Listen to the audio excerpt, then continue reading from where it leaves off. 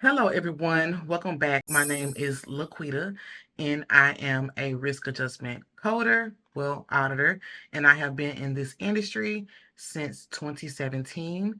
I got certified in the beginning with a CPC. I was an apprentice in the beginning, and I have been coding away all these years in the risk adjustment sector, and I cannot see myself coding for any other specialty other than risk adjustment. I love it. It's only one book.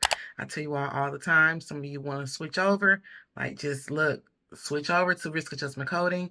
If you dare, you may just love it. Cordelia de Guzman asked, how long did it take to land a position? And are you able to choose which department you're working for? OBGYN, behavioral health, etc. And thank you in advance for answering. But I used to have a planner. And this is old, so I'm going to show you all. When I was looking for a medical coding role, I wrote down some goals, and I realized right now in this moment that the Most High worked everything out for me, and I hit my goals. It says, what do you want? And I wrote down certified professional coder position. Then it says, why do you want it? I said to get closer to working from home. What's holding you back?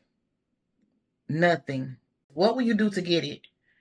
Apply to jobs like crazy. How will you prioritize it? Apply to several jobs weekly, no excuses. When is your deadline? I put March 2018 and then I wrote October 2018 right next to it because I felt like I wasn't giving myself enough time.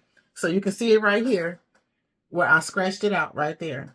I felt like I wasn't being realistic because I got certified in December of 2017. So next I put, the question asked, how will you reward yourself? I said, thank the Most High. Look at the Most High getting his glory. Okay, I put thank the Most High, Ahaya. At the time I was trying to figure out like the Most High's name. He has a name. I call him Yahuwah. It's the God that's in the Bible. Nothing crazy going on. I also believe in his son, Yeshua. Jesus, you call him Jesus, I call him Yeshua. I believe in the Father and the Son and the Holy Spirit. Let me go ahead and declare that to the world. But the Most High going to get his glory because I wrote it down and I said, thank the Most High. It now says, start small. What are some smaller steps you can work on first to help you achieve your main goal? I wrote, apply for jobs from my phone at work. Leave no stone unturned. The hardest part was done. I earned my CPC-A December 2017. Finding a job is the easy part. No weapon formed against me shall prosper. And every tongue that rises against me in judgment, the Most High shall condemn. Wow. The next page, it says short-term goals. Month of January, short-term goal description. I put gain employment to utilize my CPC-A. The deadline, I have March 18th. Mini reward, thank the Most High. And then I marked a little red dot in the thing box to show that I finished that. The next one, it says for January, it says gain employment with UT. I'm going to tell y'all, gain employment with UT Southwestern as a clinical documentation specialist. Clinical documentation improvement specialist. And I put deadline January 31st, 2018. Mini reward, thank the Most High. So you guys, for those of y'all, the OGs on the channel, you remember when I told you all that I had an interview for a CDI position. It was 2 levels. I had the interview with the hiring manager first and then also with my hiring manager's manager. I got through the first round. I had no experience because you guys keep saying that you cannot find a job. You have to keep trying. Any industry that you are trying to break into, whether it's medical coding, tech, I can go on and on and on. The fact that you are new, you are competing with people that have more experience than you. It's going to be tough either way. There are times you may get discouraged, but you still got to stick to the plan. It's this quote that I've seen before. It says, stick to the plan, not your mood. But I'm going to make up my own. Stick to the plan and not your feelings. I don't care if you feel discouraged. I don't care if you feel depressed. And I know that's hard. But y'all, I went through all of that. Y'all finna find out everything that I went through in this video. It's a story that happened to me. I never even told y'all about it because I didn't want to discourage you. But today is the day you're about to find out with the UT Southwestern position. I got through the first round. The second round, You guys, I told y'all before, when I walked into the interview, you can tell when somebody already have their mind made up that they know that. I felt like the hiring manager's manager just wanted to get through the interview. She already knew she wasn't hiring me before I walked through that door. You guys don't know how that felt. It was really disrespectful. The attitude that she had, it was very unprofessional. And to me, it felt like she was really, really mean. It was not a good situation. And I am glad that I did not get that job because it wasn't for me. I don't want to work for anybody like that. I went through that. Some people will go through that and stop and just give up and get discouraged. No, I kept going. So I did not get that job. So that's why you see I didn't mark in the bubble for complete.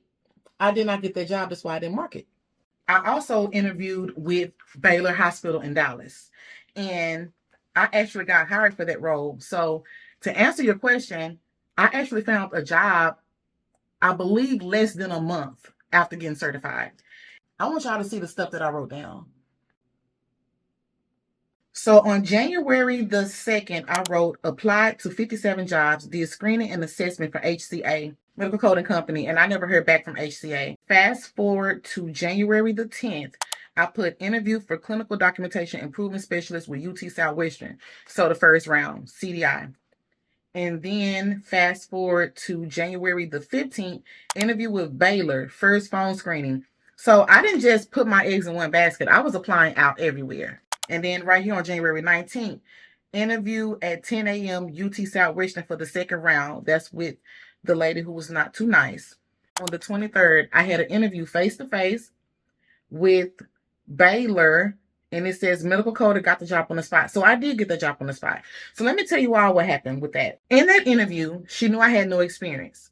She knew I just had the cert, and she knew I was an apprentice. So it was for a laboratory, some type of laboratory coding. She told me that the kind of coding that they did there was very, very simple.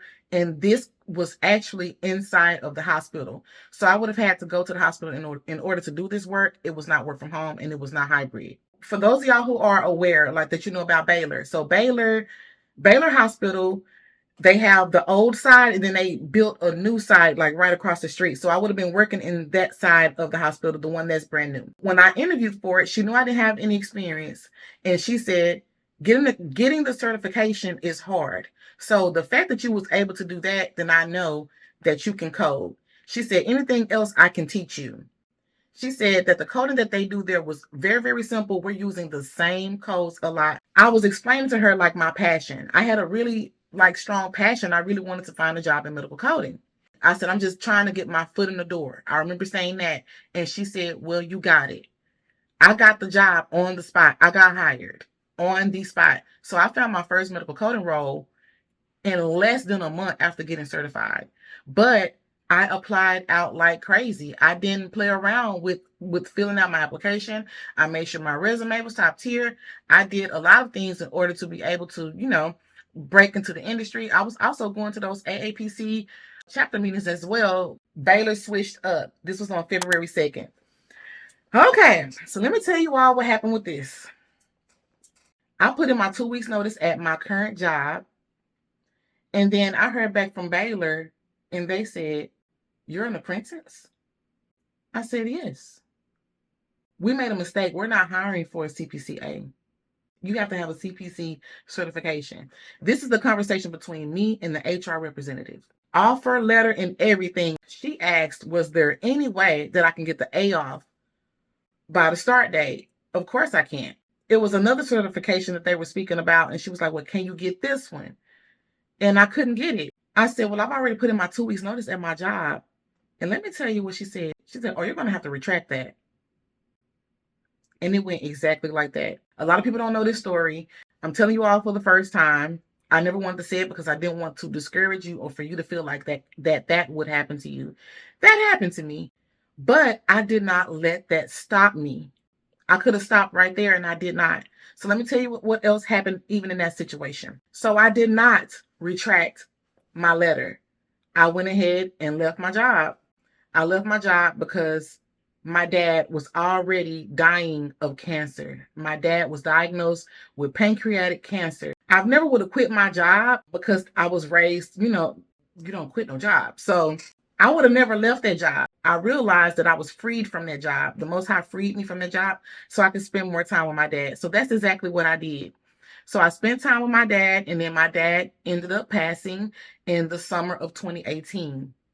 Right after my dad passed, a little bit like right after he passed, I got back into the job market. I started back applying right after that. And let me tell you, when I landed my role with the first place, well, kind of the second place that gave me my start, I started working for that company in October of 2018.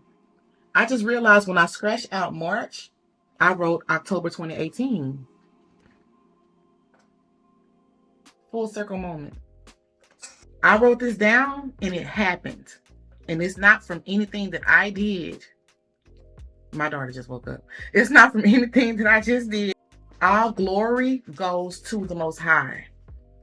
Like I told y'all before, I'm not responsible for sitting here. I didn't wake myself up this morning. The Most High woke me up this morning, and He's been doing that. And tomorrow isn't promised for anyone. And He has preserved me and He has blessed me. Medical coding has been a blessing to me. Even when I tried to leave, He said, no, where are you going? And sat me right back down and even gave me something even better. Where I work now, this is the most money I've ever made as a coder. Well, I'm an auditor, but it's titled as a coder, but this is the most money that I've ever made. Yeah. And even when I had this role, when I was getting this role that I'm in now, I had another job offer. I had two on the table at the same time. And I took this one. It was the best situation for me. I look at this and I look at how far that I've come. This is where it started. And look at me now. So what I'm saying to you is, before you decide to step into the industry of medical coding, you need to first be sure that this is what you want to do, because it is an investment. You will be investing in yourself. You will have to spend some money. This economy is terrible. I feel the economy, okay? I may be making more money, but I don't see the economy getting any better. So before you make a decision on how you want to get certified, whoever you want to go through, whatever company that you want to go through to get the education, AAPC or AHEMA, whoever you choose to get your first cert through, make sure that that's what you want first. But you got to be all in. You can't. I got to give some of y'all some tough love right now. And I'm saying this with love. And I'm saying it with respect. But I have gotten messages from some of you all that would tell me you applied to 2 jobs and you didn't get it and you were upset. You cannot just apply to 2 jobs for any industry and expect to get hired. Does it happen? I'm sure it has happened to a few people. But you are embarking on an industry that you are very, very new to. And you are looking for your foot in the door. And you are competing with people who are in the same boat as you, and you are competing with people who have years of experience. You cannot apply to 5 jobs a week. You have to go harder than that. You got to do what you have to do for you. The same way that you go to work when you don't want to, because I don't know anyone that wants to work. I think, well, some people do, but we have to take care of our families. We have to provide for our families. We need insurance, and we're trying to survive, right? You clock in every day, 5 days a week if you work every day. Well, if you work like a Monday through Friday schedule, you don't feel like getting up, but you get up. You don't feel like getting in that traffic, but you do it. You wrestle with the traffic and come home. By the time you get home, you agitated because people are crazy on these roads and everybody is trying to fly home and get there as fast as they can. And then if you got a family, you got to come home and you have to cook. And especially if you are an autism mom like me. See, I just embarked on this. My daughter is 4. I can't imagine what some of y'all are going through right now who have a child who has been diagnosed with autism and you're trying to get certified. That is a lot. You are going through a lot. If you don't think anyone knows what you're going through, I know what you're going through. You're not alone. But if you want this, you're going to have to try to find some time to apply for those roles. You see, I wrote down apply for jobs, apply while I'm at work. Look, I did not apply while I was on the clock. You're out in the open. I apply for jobs like on my lunch, on my phone, and stuff like that. Find the time, you guys. Find the time. You can apply for jobs while you're on your lunch.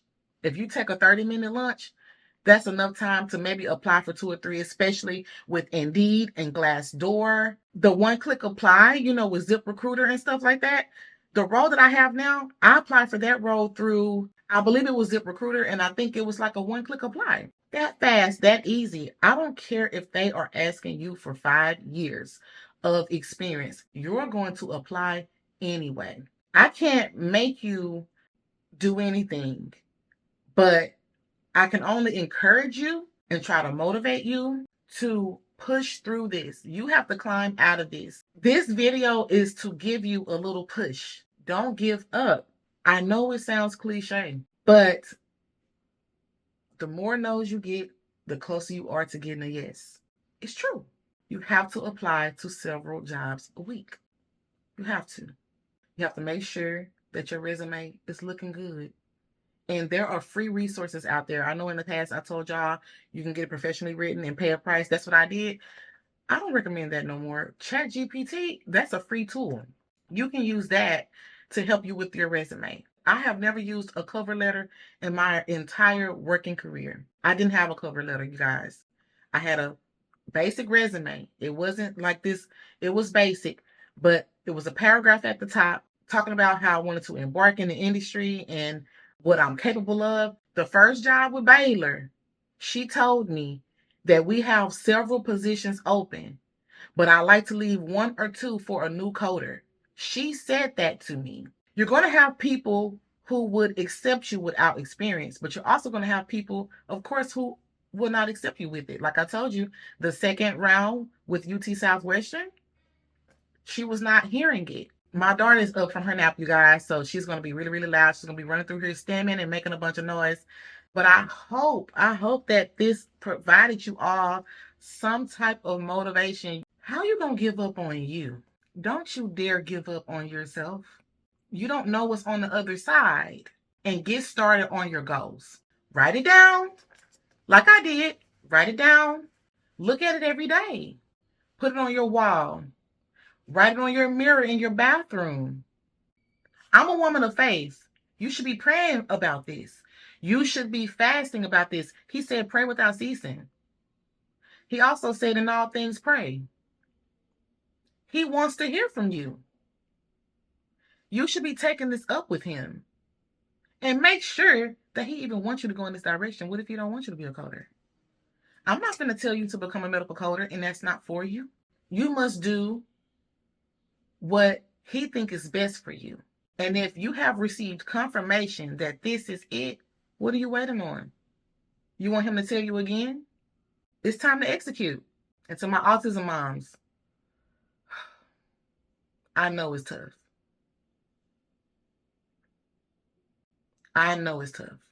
Check on your mental health, especially if you just got the diagnosis. I went through it all. Everything that you went through when you're on the phone with the speech therapist. Can your daughter do this? Can your son do this? Or they're saying this word, or they're saying this sentence. Can they throw a ball? Can they kick a ball? Do they eat on their own? And you're just saying no, no, no, and now you're crying. I know. I've been there. I've been through it all. Talk to someone, if you can, to help you through your thoughts and your feelings on that. But as far as your career goes, you can't give up on yourself. I hope that you all enjoyed this video, and I will see you all in the next one. Bye, you guys.